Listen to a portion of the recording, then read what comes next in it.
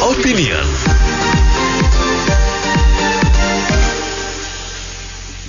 Mitra bisnis Konfederasi Serikat Pekerja Indonesia mendesak kenaikan upah minimum tahun depan sebesar 10% dan program bansos serta kartu prakerja tetap berlanjut selama masih pandemi.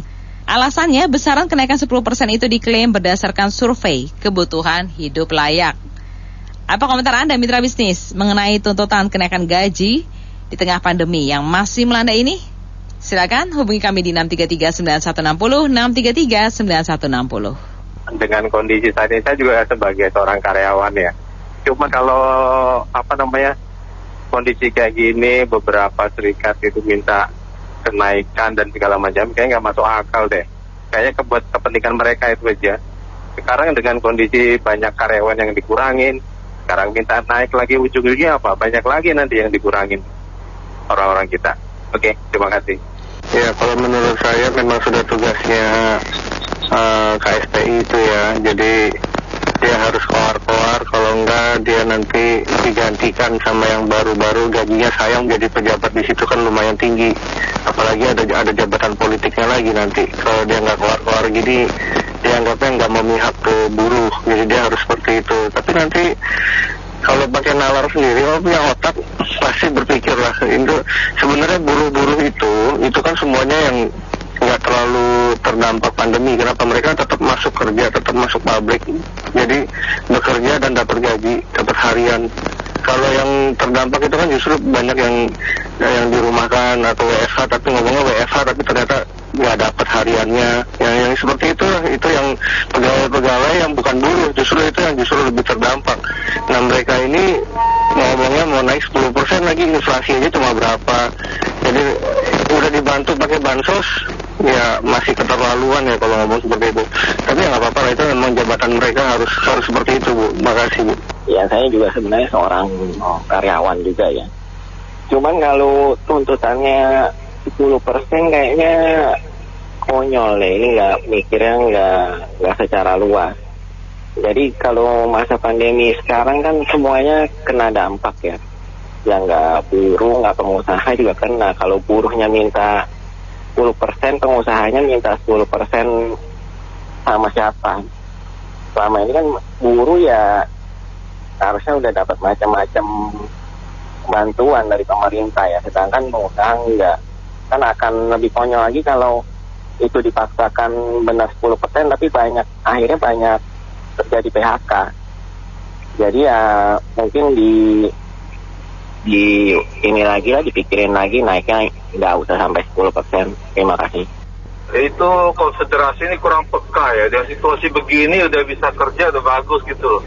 Ya namanya hidup layak namanya buruh pasti nggak bakal cukup gitu. Masalahnya gini loh, kalau mereka single ya mungkin cukup UMR. Tapi udah nikah, udah punya anak, ya nggak bisa lah, harus naik kelas lah. Buruhnya nggak bisa pertahankan UMR lagi, harus jadi supervisor, cari tambahan apa. Ini udah punya anak, udah cicil motor dan sebagainya, masih pakai UMR nggak cukup. Mereka harus tambah lagi jabatannya, levelnya harus naik gitu, atau jadi tambahan lain. Gitu aja, makasih. Saya setuju dengan pendengar pertama dari telepon. Memang benar pada kenyataannya itu pasar untuk penjualan produk barang dan jasa itu masih sepi. Jadi daya beli masyarakat itu masih turun sedikitkan. Ini tidak mengada-ngada, ini fakta. Dan pendapatan para pengusaha sampai saat ini itu tidak banyak rata-rata ya, hanya sedikit sekali untuk setiap hari, dan kalau dikumulasi untuk setiap bulan. Dan ini berpengaruh pada pengusaha kelas kecil dan kelas menengah. Kalau pengusaha kelas besar tidak terpengaruh mereka gitu ya. Dan ini kan harus perlu diperhatikan bahwa teori pertumbuhan ekonomi dari pemerintah yang di kuartal kedua 7,7% tahun 2021 dan sampai kuartal 3 tahun 2021 bisa sampai 4-5% atau 3,7% sampai 4% misalnya. Itu hanya di atas kertas saja. Kalau di tingkat rakyat yang sebenarnya itu kebanyakan masih negatif ekonominya itu, karena ditunjukkan dengan pasar barang dan jasa itu masih sepi ya, dan daya beli masyarakat ditunjukkan masih turun signifikan, belum sampai naik. Saya pikir seperti itu keadaannya kemarin. Terima kasih. Assalamualaikum warahmatullahi wabarakatuh. Ya, tuntutan boleh-boleh saja untuk mengeluarkan unek-unek dari KSPI ya, tapi harus dipikirkan betul nggak dan realistis nggak tuntutan-tuntutan seperti itu. Karena pengusaha juga sebagian sudah ketar-ketir, ada yang tumbang, ada yang bertahan, iya kan? Jadi artinya harus betul-betul dilihat. Dengan tuntutan-tuntutan seperti itu kan bikin stigma dari para pengusaha itu akan semakin melemah. Ya artinya harusnya dipikirkan. Pandemi masih berjalan, income pengusaha juga menurun. Dipikirkanlah ke depannya itu gimana gitu. Atau dibalik aja, kalau seandainya pimpinan KSPI yang menjadi pengusaha kan tentunya juga akan melehoi juga, artinya mengalami hal-hal yang khawatir juga dengan keadaan ekonomi yang sekarang. Jadi saya kira tidak realistis dan harus dipertimbangkan, terutama buat tuntutan-tuntutan seperti itu. Saya kira kurang tepat dan belum saatnya. Terima kasih. Bagi siapapun yang saya ini masih dapat pekerjaan yang baik, gaji cukup, masih dikasih kesehatan, terima kasihlah. Kasihan kalau kita lihat di TV banyak orang tuh yang jadi manusia silver, anak bayi 10 bulan segala macam. Mereka itu lebih menderita, jadi jangan terlalu banyak nuntut lah. Kasihan mereka, kita harus beri kesempatan kepada mereka yang menderita itu juga supaya dapat pekerjaan. Ya, kalau komentar saya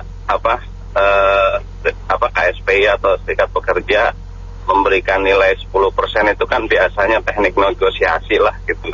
Mereka ngebuka 10% supaya nanti dari pihak pengusaha atau pihak pemerintah bisa memberikan angka yang dikeluarkan, misalnya di 3% atau 5%. Jadi itu hanya bagian dari strategi pihak KSPI atau buruh supaya tetap ada kenaikan. Intinya kan seperti itu. Namun yang mungkin harus juga dicermati adalah kita juga harus berterima kasih atau bersyukur kalau kita masih punya pekerjaan. Jadi bukan hanya sebatas kenaikan kenaikan upah gitu, tapi kita harus dipupuk rasa bersyukur dan berterima kasih.